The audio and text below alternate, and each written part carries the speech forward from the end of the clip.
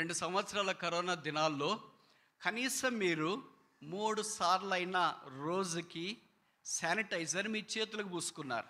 అంటే కనీసం చెప్తున్నా నేను, కనీసం 3 సార్లు. ఉదయం టిఫిన్ తినక మునుపు, మధ్యాహ్నం భోజనం తినక మునుపు, రాత్రి భోజనం తినక, ఇంకెన్నోసార్లు 30 సార్లు కూడా పూసుకునే వాళ్ళు ఉంటారు రోజుకి. రోజు సంగతి చెప్తున్నా. కనీసం 3 సార్లు, ఒక 5 సార్లు వేసుకోండి. 30 రోజులకి ఎన్నిసార్లు పూసింటారు? 150 సార్లు. 5 3 15, 5 సార్లు అనుకోండి రోజుకి. 30 రోజులకి ఎన్ని? 150. సంవత్సరానికి ఎన్నిసార్లు పూసింటారు? 12 × 150 చెప్పండి, ఒక 1500 సార్లు అనుకోండి. 2 ఏళ్ళకి ఎన్నిసార్లు పూసింటారు? 3000 సార్లు.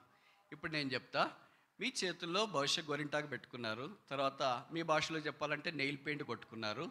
3000 సార్లు దీనికి శానిటైజర్ పూస్తే ఉంటుందా ఊడుతుందా?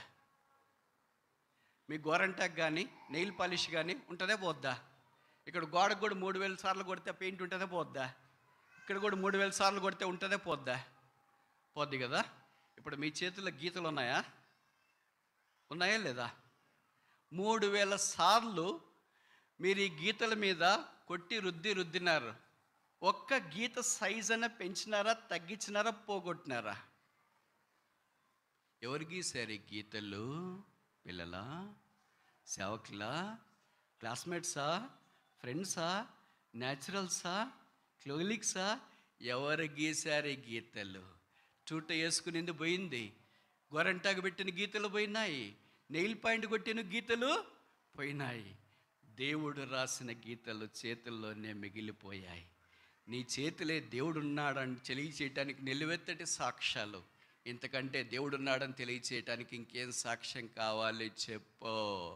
నీకు చేతులున్నాయా? చూసుకో. ఒక్కటన్నా మార్చుకోగలిగినావా? 3000 సార్లు నువ్వు కనీసం 2 సంవత్సరాల్లో శానిటైజర్ కొట్టుకుంటే ఒక్క గీతనైనా నువ్వు మార్చగలిగావా? మనుషుడా, దేవుడు చేసిన సృష్టిలో నీ చేతుల్లోని గీతలే మార్చుకోవటానికి నీ గుండెలు లేకపోతే, చేత కాకపోతే, బలహీనమైపోతే, దేవుడు చేసిన ఈ సృష్టి రహస్యాన్ని తొలనాడటానికి దేవుడు లేడంటానికి నీకెంత ధైర్యం?